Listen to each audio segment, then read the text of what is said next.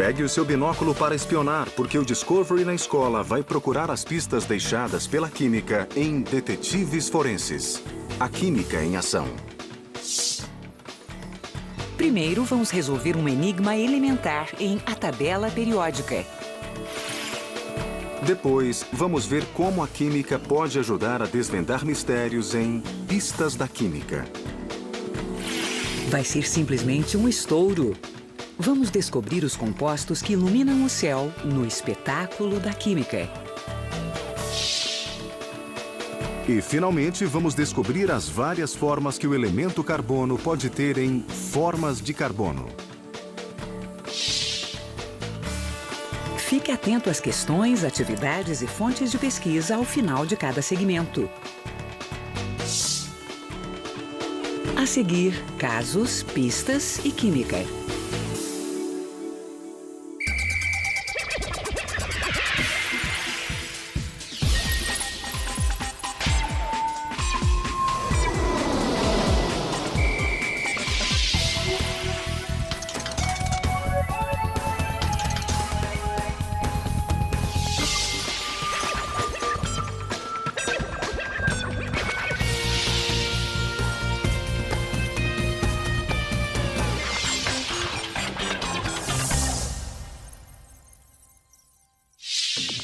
Ao assistir à primeira parte deste programa, reflita sobre as seguintes perguntas. O que é a tabela periódica? Como os detetives forenses usam a química para examinar vestígios? Existem no universo mais de 100 elementos químicos. Embora todos sejam diferentes entre si, alguns têm propriedades semelhantes que ajudam os cientistas a agrupá-los. A tabela periódica é uma forma de organizar os elementos conhecidos e até outras substâncias ainda não descobertas.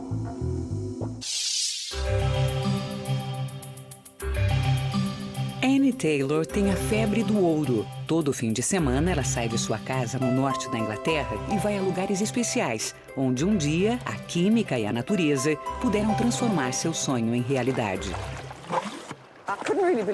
Eu realmente não podia acreditar que ainda existia ouro na Inglaterra e na Escócia, que valesse a pena procurar. Mas achei que deveria tentar. Eu adoro isto. O ouro é um elemento. Ele é formado por apenas um tipo de átomo.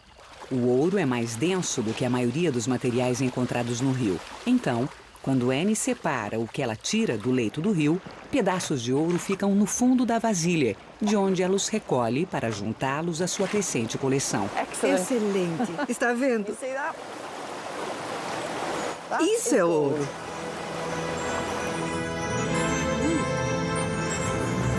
Eu queria ter ouro suficiente para fazer um anel. É a minha ambição. Por suas propriedades físicas, o ouro é um material ideal para se fazer joias. Ele tem um baixo ponto de fusão e os artesãos podem derretê-lo facilmente. Ele não reage com o oxigênio, por isso não perde o brilho como outros metais. Ele também é um metal bem macio, fácil de ser trabalhado. E pode ser cortado por uma serra de aço, um metal mais duro que o ouro. Há um bom joalheiro perto de onde eu moro, um artesão chamado Craig MacLeod. Ele pode fazer qualquer modelo de anel com o ouro que eu coleto. Então, espero um dia ter um belo anel feito por ele. Se você souber onde procurar, assim como Annie, o ouro é um dos poucos elementos que pode ser encontrado em sua forma pura. Cada elemento do universo tem propriedades individuais que o tornam único. Os químicos usam a tabela periódica para organizar os elementos. Ela é constantemente atualizada quando novos elementos são descobertos ou sintetizados. O químico Peter Atkins gosta de imaginar a tabela como o seu próprio país. Eu gosto de pensar na tabela periódica como um país a ser visitado. Você pode se imaginar voando sobre ele, como sobrevoa qualquer país quando está de férias. Voando pelo lado esquerdo, você vê grandes planícies de metais brilhantes.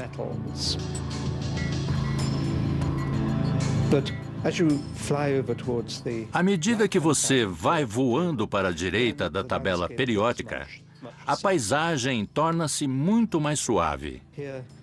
Aí estão os não-metais, muitos deles coloridos, alguns líquidos. Então voamos sobre regiões que podem ser verdes, marrons, pretas, e vemos 2 lagos abaixo de nós. O bromo é um líquido avermelhado à temperatura ambiente. O lago ao lado é mais familiar. Obturações dentárias e termômetros já usaram este metal líquido brilhante, o mercúrio, e o seu vizinho é o ouro. O ouro é um belo lugar para se visitar, provavelmente o melhor ponto turístico da tabela periódica. Ele é bonito, parece que você está sobre uma praia amarela e brilhante. A tabela periódica é dominada pelos metais. Há 4 vezes mais metais do que não metais. São conhecidos mais de 100 elementos, cada um formado por um único tipo de átomo, com seu próprio número atômico, que representa o número de prótons de seu núcleo. As linhas horizontais de elementos, chamadas períodos, são organizadas pelos elétrons de seus átomos. As propriedades dos elementos mudam gradualmente, da esquerda para a direita, em uma fileira. As colunas verticais de elementos são chamadas de grupos. Os elementos de cada grupo têm propriedades químicas semelhantes. Por exemplo, todos os elementos de um grupo têm o mesmo número de elétrons em sua camada mais externa. Se você conhece as características de um grupo, pode prever o comportamento de seus elementos. Aqui temos o lítio, um metal cinza macio. Ao lado dele está o sódio, ainda mais macio. Todos os elementos deste grupo de metais reativos, chamado de grupo 1, têm propriedades semelhantes. Ao longo da tabela, uma imagem pode revelar os segredos dos elementos. Alguns deles são muito reativos. Neste nosso país periódico, quanto mais alta a coluna, mais reativo é o elemento. Um exemplo simples é a reação do metal em contato com a água, formando a ferrugem. Mas alguns metais do grupo 1 têm uma reação à água ainda mais surpreendente. Se você se imaginasse descendo por esse grupo da tabela periódica, debaixo de chuva, a visão seria impressionante. E isso seria realmente perigoso. Os metais do início da sua caminhada, como o lítio ou sódio, reagiriam com a chuva e formariam o hidrogênio. Mas ao chegar mais abaixo, na altura do rubídio ou césio, que são uns dos metais mais reativos da sua caminhada, você não sobreviveria. Quer dizer, eles simplesmente explodiriam cada vez que uma gota d'água os tocasse.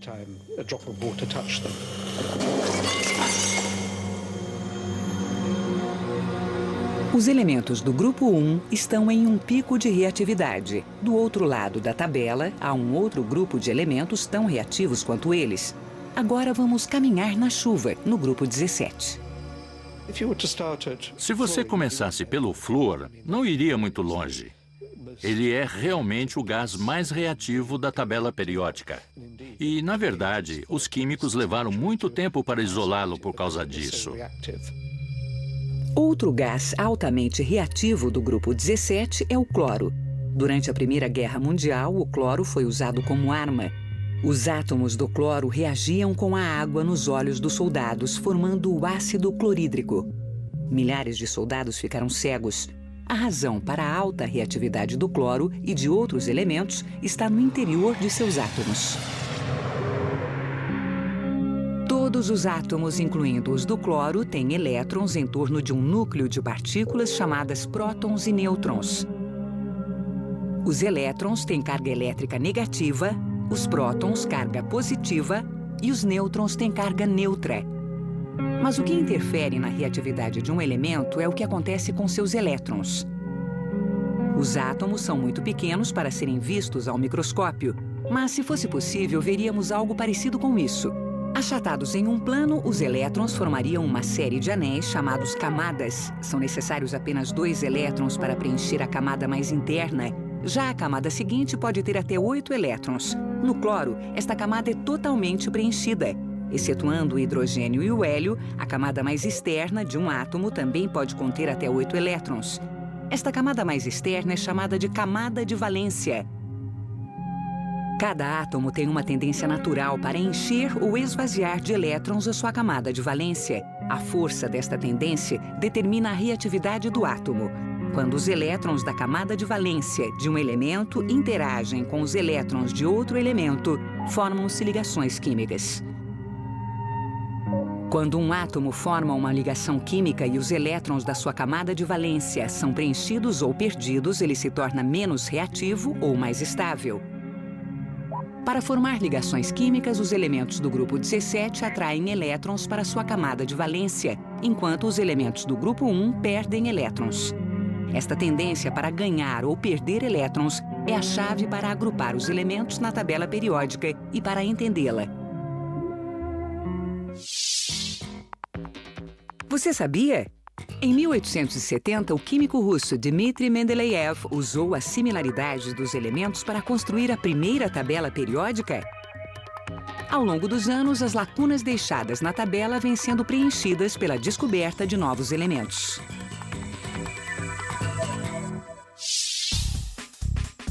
Agora tente isto.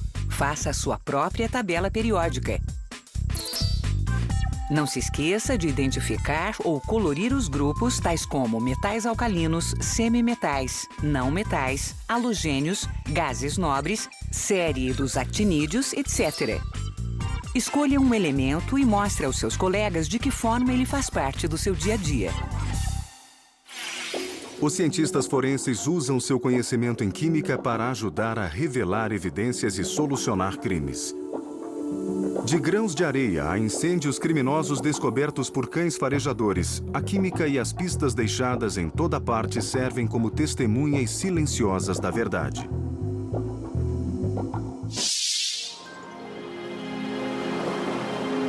Em 1944, em plena Segunda Guerra Mundial, habitantes da Califórnia ao Michigan começaram a ver e ouvir coisas inexplicáveis.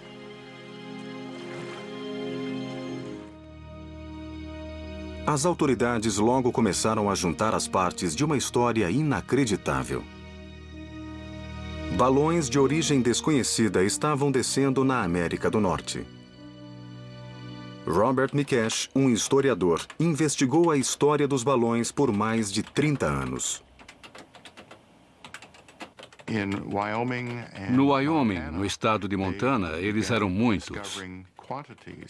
Não se sabia o que estava acontecendo, para que serviam os balões ou de onde eles vinham. Era um mistério. Como os balões eram vistos principalmente na região noroeste, alguns oficiais achavam que eles eram lançados das praias da costa oeste. Mas por quê? A resposta a essa pergunta logo ficou clara. Os balões carregavam bombas. Os Estados Unidos estavam sendo atacados.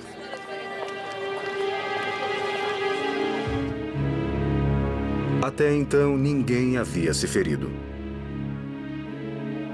Os balões estavam caindo em áreas remotas.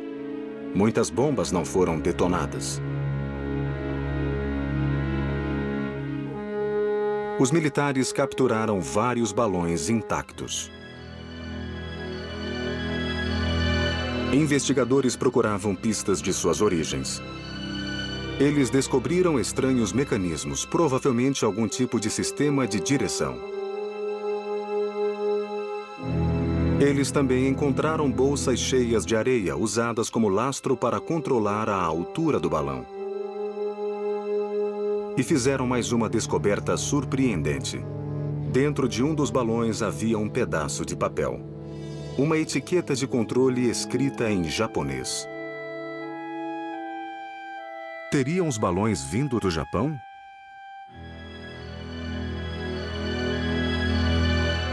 Impossível. Um balão não resistiria a um voo do Japão até a América do Norte, uma viagem de mais de 8.000 quilômetros.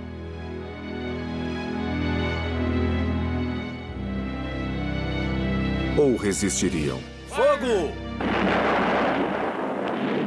Já fazia quase 3 anos que os Estados Unidos estavam em guerra com o Japão.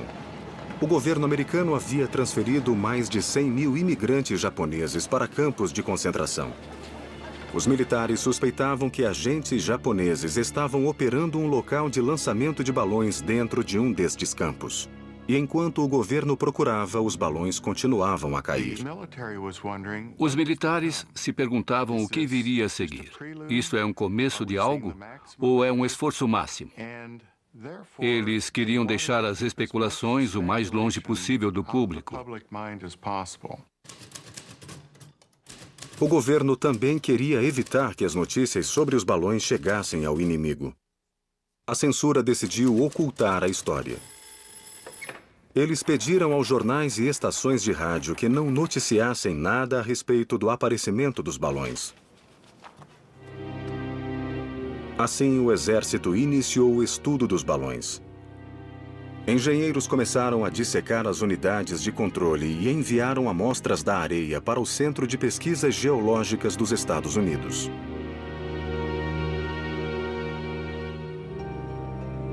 Os militares queriam que os geólogos descobrissem de onde vinha a areia. Se os balões eram lançados de uma praia americana, talvez a areia pudesse levar os militares a este lugar.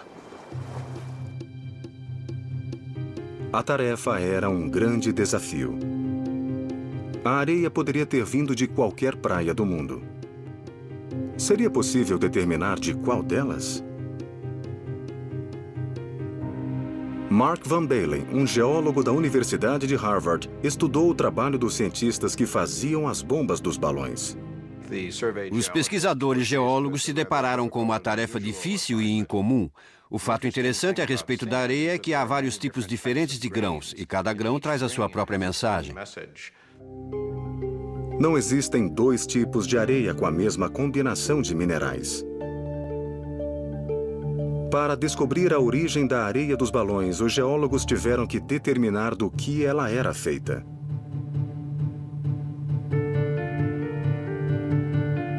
Primeiro, eles separaram os grãos em pilhas de cor e textura semelhantes. Alguns grãos eram translúcidos. Eles os estudaram com um microscópio de luz polarizada. A variação de cores dá pistas a respeito do conteúdo mineral.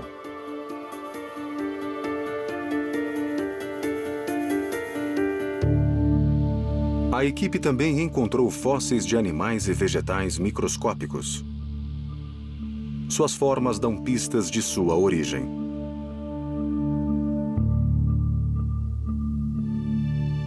Enquanto os geólogos estudavam a areia, os engenheiros estudavam os balões. Descobriu-se que eles eram feitos de papel de arroz colado com pasta vegetal.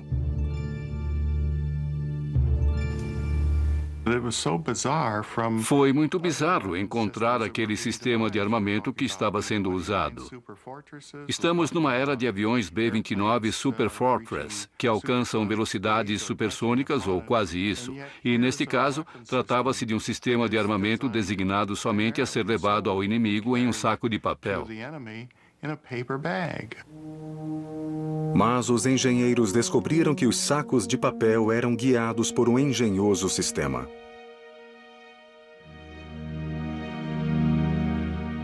Quando soltos, os balões flutuavam. Conforme o sol aquecia o ar dentro do balão, ele se expandia e subia. Caso ele se expandisse demais, poderia explodir. Por isso, uma válvula se abria para eliminar a pressão excedente. Quando a noite caía e o balão resfriava, ele tendia a descer. Mas se descesse demais, poderia se chocar com o solo. Para evitar isto, um altímetro fechava um interruptor que disparava uma descarga. Esta descarga soltava um par de sacos de areia e o balão subia.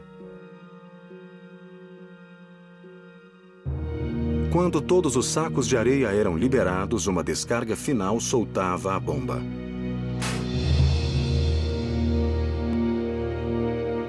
Uma vez entendido como os balões voavam, os engenheiros se faziam outra pergunta.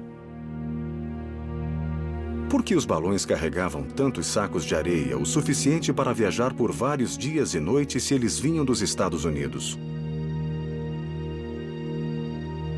Porque eles não vinham dos Estados Unidos. Os balões vinham do Japão.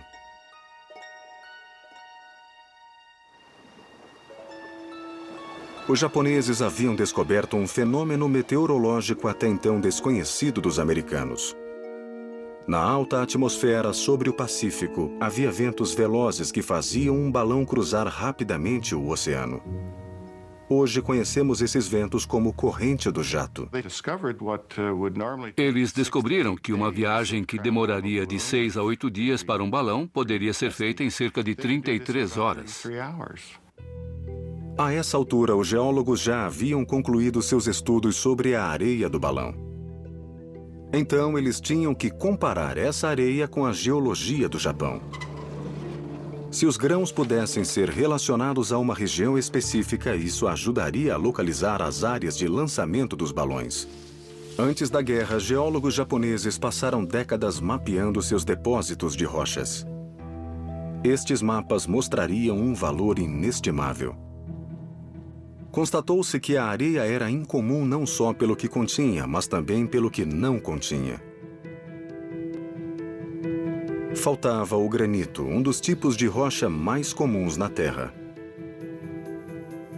Ela também não tinha fragmentos de coral, mas continha altas concentrações de um mineral vulcânico raro.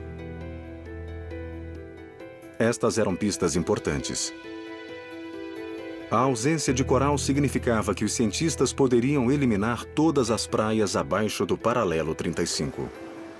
Os corais são quase sempre encontrados em águas quentes que banham as praias desta área.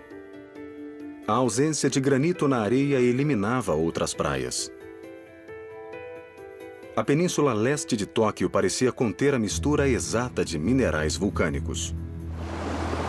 Suas praias se tornaram fortemente suspeitas. A pista final veio dos fósseis microscópicos de plantas e animais. O que os geólogos viam na areia do balão havia sido descoberto em 1889 em uma expedição geológica francesa ao Japão. A localização da descoberta era uma praia chamada Ichinomiya. A evidência parecia clara.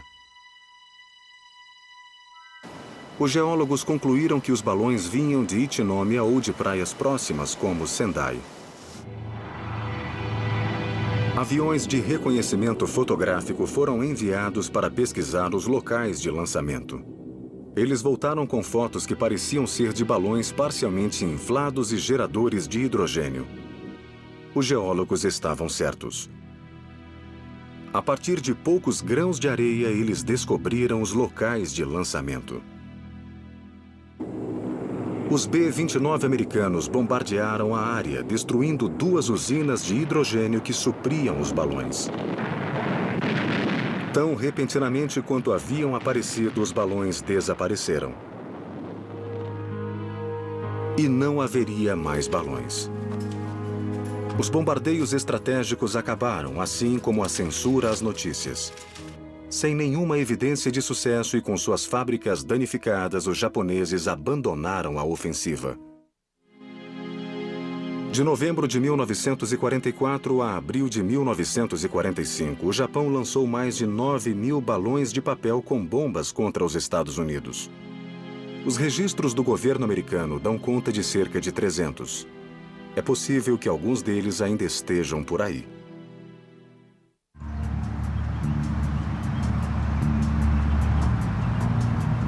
Em uma pequena cidade da Flórida, uma casa abandonada acabou virando uma ruína. Incêndios em prédios podem ser causados por várias razões. Aquecedores pegam fogo, pessoas fumam na cama. Até uma panela esquecida no fogão pode desencadear uma chama mortal. Mas a principal causa de fogo nos Estados Unidos é o incêndio criminoso.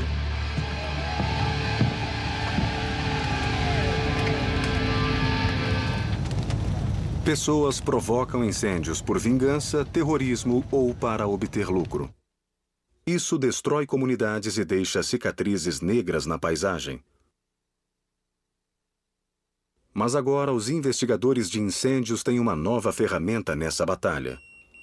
Bill Whitstein é investigador deste tipo de crime. Um incêndio?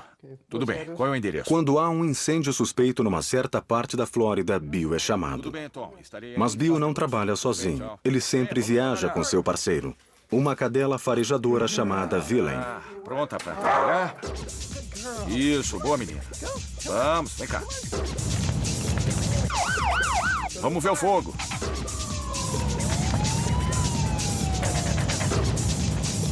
Mesmo quando os investigadores suspeitam de crime, pode ser difícil provar. Vamos, Villain. Isso. Eles precisam de evidências de que o fogo foi intencional. Vamos lá. É onde entra Villain. Procure, procure. Vai.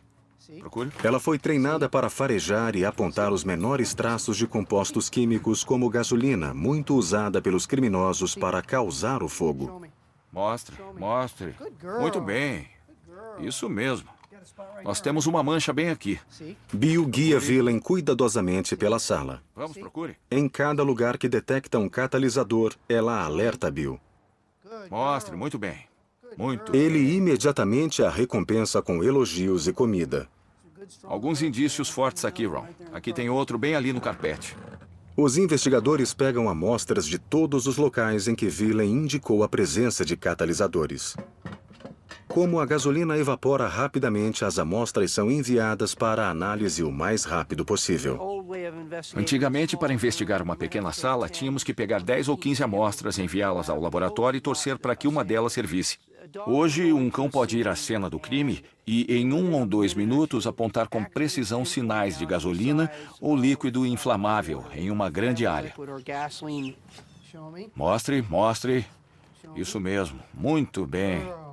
Depois de verificar o interior da casa, Bill e Villain vão para o lado de fora. Vamos. Os investigadores de incêndios sabem que muitos criminosos gostam de assistir ao trabalho da polícia. O causador das chamas pode estar na cena do crime. Então, Bill e Villain examinam os espectadores. Procure. Villain detecta algo neste homem.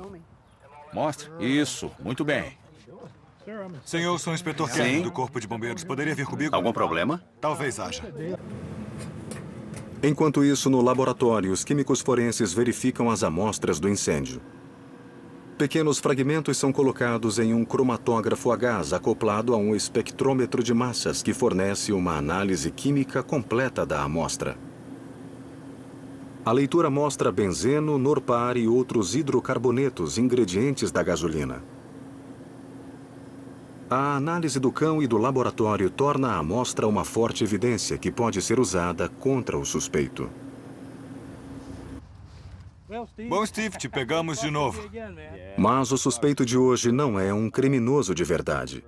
Ele é um investigador de incêndios do condado de Dade. Isso mesmo. Procure. Tudo não passou de um exercício de treinamento para manter Villain em forma. Como os cães fazem isso? Só para isso.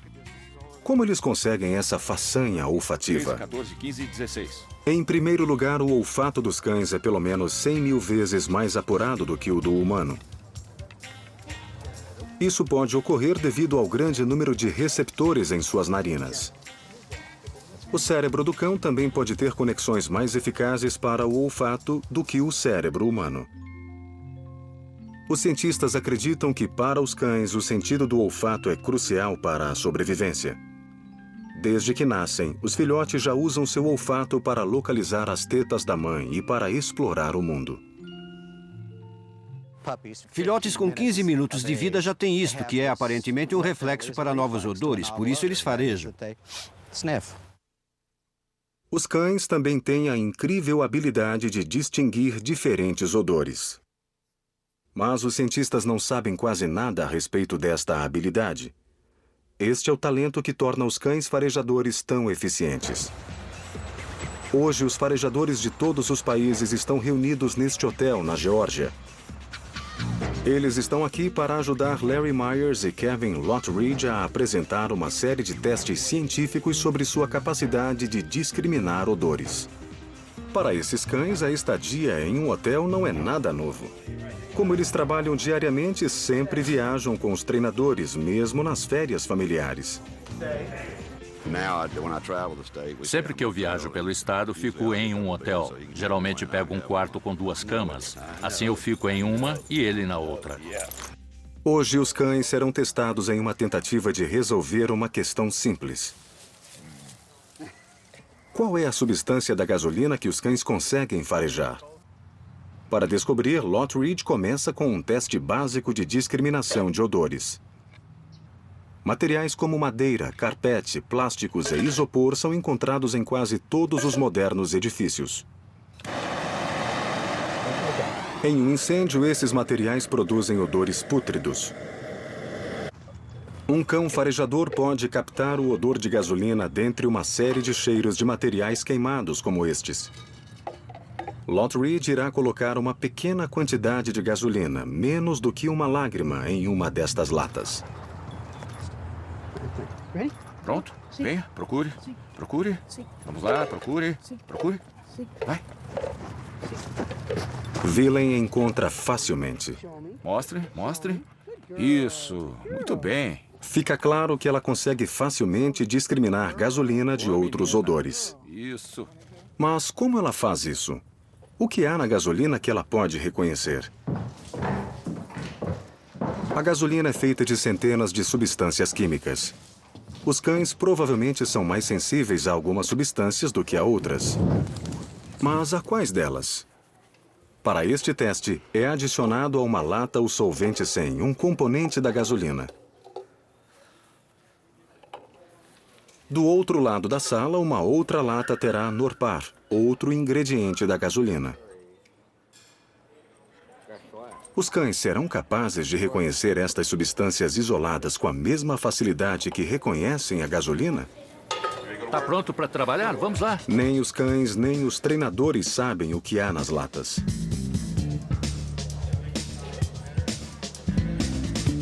O primeiro cão detecta o solvente 100 como se fosse gasolina.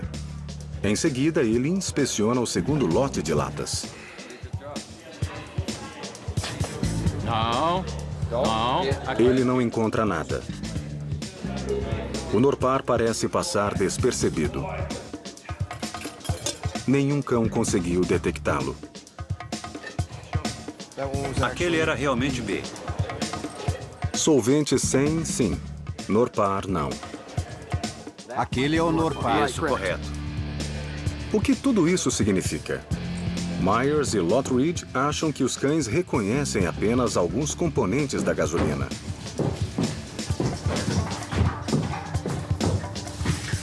Os cientistas esperam identificar estes compostos. Procure. Isso, procure. Procure. Só assim eles estarão aptos a procurar os receptores olfativos dos cães específicos para estas substâncias. Isso poderá permitir a compreensão do olfato humano, assim como o do cão, e irá ajudar os treinadores a melhorar seus métodos de treinamento. Os cães estão desempenhando um grande papel no cumprimento das leis e na segurança pública. Cães farejadores de drogas são comuns em aeroportos e correios. Eles também patrulham as fronteiras, onde descobrem centenas de toneladas de entorpecentes por ano. Assim como eles, os cães farejadores de incêndios têm um crescente papel na luta contra o crime. O trabalho científico para entender e melhorar o que eles fazem pretende salvar vidas e tirar os criminosos de circulação para sempre.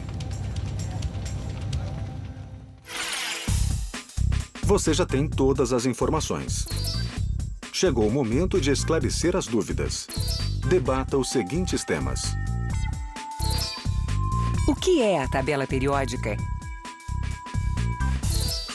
Como os detetives forenses usam a química para examinar vestígios? Agora tente isto. Pesquise como a química pode ajudar a desvendar mistérios. Como trabalho em grupo, crie um mural e coloque nele todas as suas descobertas. Se você quiser aprender mais sobre o tema que acabou de ver, confira os seguintes endereços na internet.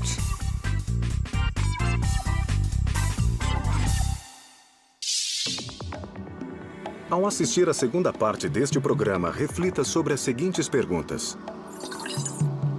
O que é uma reação química? Cite alguns exemplos de utilização do carbono.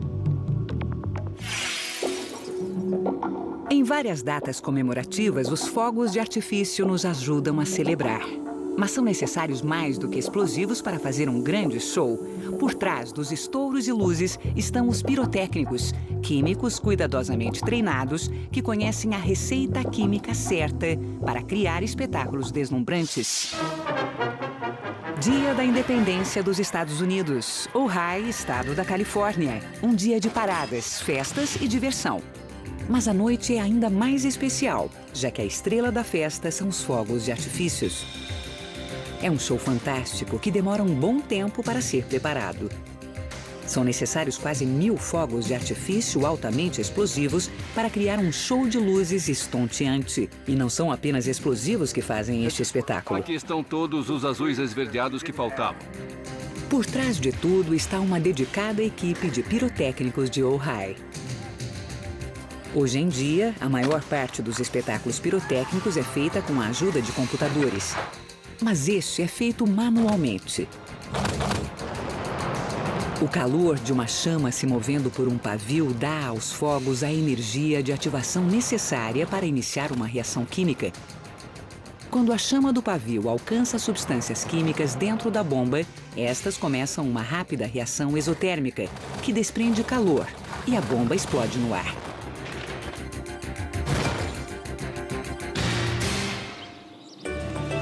A família Rose tem uma relação especial com fogos de artifício. Eles são donos de uma conhecida fábrica em Cleveland, estado de Ohio. Algumas empresas dizem que seu negócio é estrondoso, mas isso não é exagero para os Roses. Por mais de 100 anos, os fogos de artifício da família têm iluminado os céus em espetáculos de tirar o fôlego. Mas o que torna esses fogos tão empolgantes? A resposta é o ingrediente básico de todos os fogos de artifício, uma explosiva mistura de substâncias químicas reunida em pequenos pacotinhos, as estrelas.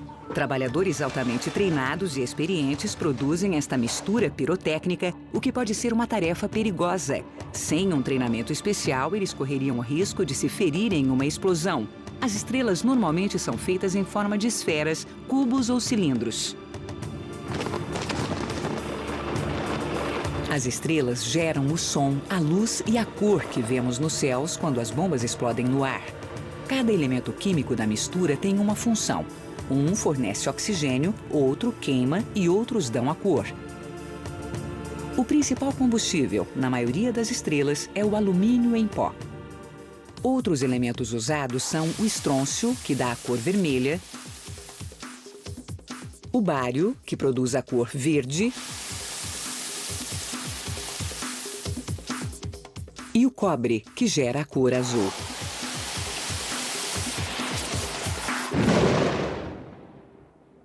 O combustível de cada estrela deve inflamar sem se fragmentar. Para garantir que as estrelas não se fragmentem, os produtores as envolvem em uma camada de material inflamável que as faz pegar fogo rapidamente. Quando uma estrela é inflamada, seus componentes químicos produzem uma intensa reação exotérmica, ou seja, ela queima durante algum tempo, produzindo calor e cor.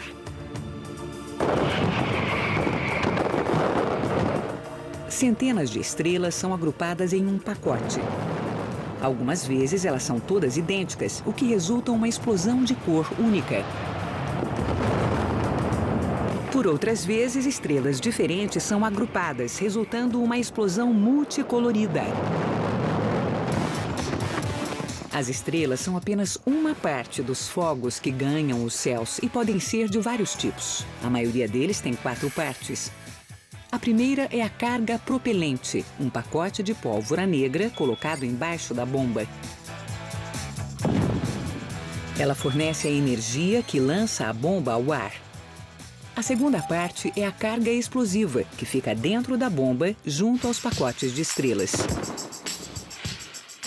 O gás liberado pela carga explosiva faz com que a bomba se abra, inflama as estrelas e as empurra de acordo com um padrão.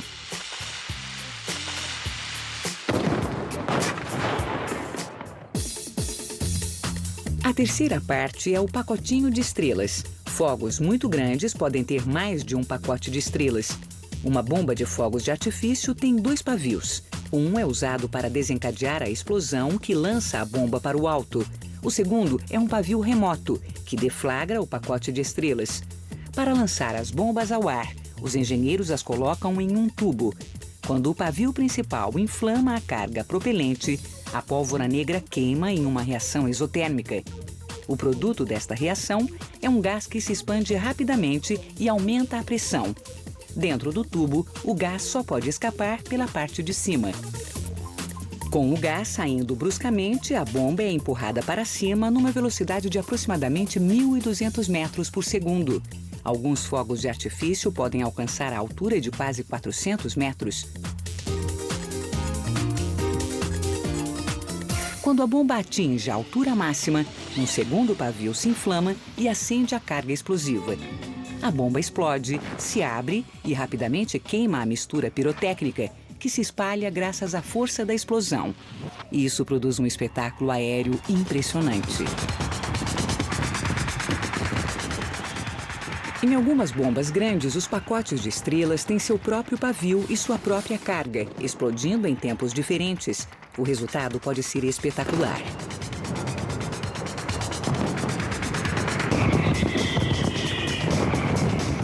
Graças ao calor e às reações químicas, os fogos de artifício produzem espetáculos que são apreciados por muitas pessoas. Você sabia? A manufatura de misturas pirotécnicas e seu empacotamento é uma invenção chinesa. Artefatos pirotécnicos eram comuns em 200 a.C. Espetáculos de fogos aéreos existem na China desde o século XI. Séculos depois, as técnicas chinesas se espalharam pela Europa e Oriente Médio. Agora tente isto, trabalho de classe. Crie uma reação química. Traga uma moeda de cobre suja. Despeje 1/4 de xícara de vinagre branco e 1 colher de chá de sal em uma vasilha não metálica. Mergulhe o objeto na vasilha por 10 a 20 segundos. O que acontece? O elemento mais importante para a vida é o carbono. Tudo o que é vivo no planeta contém carbono. O carbono se combina com outros elementos para formar compostos. Ele se combina tão bem com outros elementos a ponto de haver mais compostos contendo carbono do que todos os outros compostos juntos. Nossa sociedade vive em movimento. Carros, ônibus, trens e aviões nos transportam de um lugar a outro quase sempre graças a um grupo de moléculas como estas, formado por átomos de hidrogênio e carbono e chamado de hidrocarbonetos. Estes compostos de hidrogênio e carbono estão presentes na gasolina que movimenta os carros e são produzidos a partir do petróleo encontrado nas profundezas da Terra, inclusive sob os oceanos. Para alcançar este petróleo, é preciso perfurar o solo até as camadas mais profundas. Geralmente, as perfurações ocorrem em alto mar.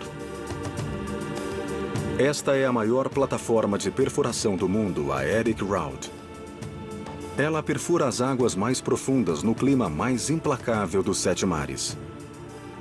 Em geral, em alto mar, perfura-se a mais de 1.700 metros de profundidade. Mas a Eric Raud foi projetada para perfurar a quase o dobro desta marca, em profundidades de até 3.000 metros. Ela não fica fixa no fundo do oceano, mas repousa sobre 2 flutuadores. São necessárias cerca de 120 pessoas para que a Eric Raud funcione. 2 equipes de 60 pessoas trabalham num turno de 12 horas, com descanso de 12 por 3 semanas seguidas. A plataforma nunca para. Ela perfura 24 horas por dia, 7 dias por semana, 365 dias por ano. Perfurar a terra em busca de petróleo é muito caro, por isso o planejamento cuidadoso é crucial. Como as companhias de óleo sabem onde perfurar? Como encontram os locais onde pode haver petróleo? Para determinar exatamente onde perfurar, os cientistas examinam mapas tridimensionais como este. As cores indicam os diferentes tipos de formações rochosas subterrâneas. Eles colhem dados de pesquisas sísmicas e estudam as ondas sonoras refletidas pelas camadas de rochas. Os cientistas fazem uma viagem virtual pelo interior da Terra, apontando os prováveis locais de ocorrência de petróleo e gás. O objetivo é ter um poço que atinja o máximo de reservas possível. Nesta imagem, os pontos azuis são arenitos cheios de petróleo e as linhas vermelhas são poços. A razão de buscarmos hidrocarbonetos em lugares como este é que existe um acúmulo enorme. São cerca de 28 bilhões de metros cúbicos de gás ou mais neste ponto. Essa quantidade de gás poderia aquecer cerca de 6 milhões de lares por um ano. Uma vez que esses dados sísmicos são analisados, os trabalhadores da Eric Round baixam o equipamento que irá começar a perfurar a crosta terrestre. Perfurar um único poço pode custar dezenas de milhões de dólares. Considera-se um sucesso quando gás ou óleo são encontrados em 1 a cada 5 poços perfurados. É uma aposta arriscada para qualquer companhia. Mas o petróleo e o gás extraídos podem valer bilhões.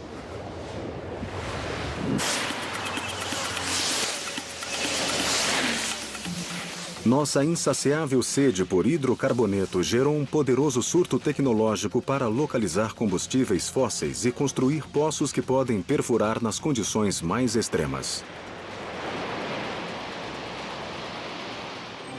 O carbono se apresenta sob várias formas e uma das mais conhecidas é o diamante, o material mais duro da natureza e um dos mais belos. O carbono é um elemento único. Ele pode se ligar a ele mesmo e a outros elementos. Um diamante é feito de carbono puro, embora possa ter outros materiais chamados de impurezas.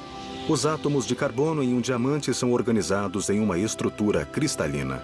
Cada átomo de carbono é ligado a outros 4 átomos iguais. Este arranjo torna o diamante forte e estável. Os diamantes não reagem facilmente com outros elementos. Eles se formam a cerca de 160 quilômetros abaixo do solo. Lá, a pressão é 5.000 vezes maior do que a da superfície, e as temperaturas de milhares de graus Celsius são quentes o bastante para derreter ferro e transformar átomos de carbono em diamantes. A beleza e popularidade dos diamantes fazem deles uma das formas mais conhecidas de carbono puro. Mas, na verdade, a maior parte do carbono é encontrada na forma de grafite.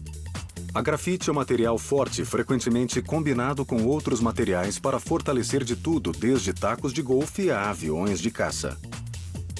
Na grafite, o átomo de carbono liga-se a outros 3 átomos vizinhos para formar lâminas. Embora tenha apenas uma camada de átomos, a grafite é incrivelmente forte e estável. São necessárias várias camadas para formar a ponta de um lápis que, na verdade, é feita de grafite misturada à argila. Cada vez que você usa um lápis, está gastando camadas de carbono.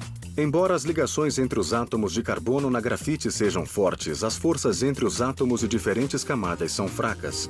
Assim como as camadas podem deslizar umas sobre as outras, a grafite é macia. Os cientistas estão estudando outra forma de carbono puro que acreditam ter potencial para produzir um novo material ainda mais duro. Materiais que poderiam ser a base de um audacioso projeto de engenharia para a Baía de Tóquio, no Japão. A megacidade pirâmide de Shimizu é uma cidade tridimensional com prédios pendurados como frutas em uma árvore e pessoas se movendo entre estes prédios por uma rede de tubos. Uma das mais populosas cidades do mundo, Tóquio, no Japão, está saturada. Esperando aliviar o problema da superpopulação, as construtoras da cidade têm se voltado para o único lugar disponível: as águas da Baía de Tóquio. Neste desenho da megacidade pirâmide, os prédios parecem flutuar graciosamente sobre as águas da baía. Os engenheiros idealizaram suportes tubulares, chamados megapilastras, para manter unida esta enorme estrutura. As pilastras devem suportar os imensos arranha-céus e conter os sistemas de transportes para que centenas de milhares de pessoas possam se locomover pela cidade. Mas materiais convencionais usados em construção, como concreto e aço, não suportariam o enorme peso desta cidade. Os engenheiros sabiam que iriam precisar de uma descoberta de proporções sem precedentes, um material leve como o aço e milhares de vezes mais forte. Os cientistas descobriram uma forma pura de carbono, próxima da grafite, os nanotubos. Um nanotubo pode ser entendido como um pedaço de grafite que se enrola formando um cilindro. Imagine que esta tela é um pedaço de grafite. Eu vou enrolar em um cilindro perfeito. Vira um nanotubo extremamente forte e resistente. Os nanotubos de carbono são muito pequenos para serem vistos a olho nu. Eles têm poucos nanômetros de diâmetro. Ou seja, sua espessura é cerca de 10.000 vezes menor do que a do cabelo humano. Nanotubos de carbono são duros e leves. Quando metal, plástico ou cerâmica podem dar a estes materiais uma força incrível, levando à criação de uma geração de compostos superfortes e superleves. Os nanotubos são tão fortes que, se a pirâmide de Shimizu fosse construída com compostos reforçados por nanotubos, o uso de material seria reduzido. Isto também reduziria enormemente o peso da pirâmide. Os nanotubos também são extremamente duráveis. Assim, se eles formassem a base dos materiais de construção da pirâmide, ela sobreviveria por milhares de anos. Provavelmente ultrapassaria o tempo de vida das pirâmides do Egito. Materiais reforçados por nanotubos também podem ser moldados em quase qualquer forma, como as pilastras cilíndricas que suportam o sistema de trânsito da pirâmide. É um sonho da engenharia. Os cientistas acreditam que os nanotubos de carbono poderiam revolucionar a maneira como vivemos. Fabricantes de televisores estão começando a incorporá-los em uma nova geração de TVs de tela plana. E o composto já está sendo cogitado para uma série de aplicações eletrônicas. Ele poderia ser usado em uma nova geração de chips de computador com transistores menores do que os atualmente feitos de silicone. Os cientistas acreditam que esta forma de carbono poderá causar enorme impacto na vida humana. Você já tem todas as informações. Chegou o momento de esclarecer as dúvidas. Debata os seguintes temas. O que é uma reação química? Cite alguns exemplos de utilização do carbono. Agora tente isto. Faça um caça-palavras com os nomes das diferentes formas do carbono. Troque com seus colegas e veja quantas palavras você consegue encontrar. Esperamos que você tenha gostado desta jornada à química do Discovery na escola. Se você quiser aprender mais sobre o tema que acabou de ver, confira os seguintes endereços na internet.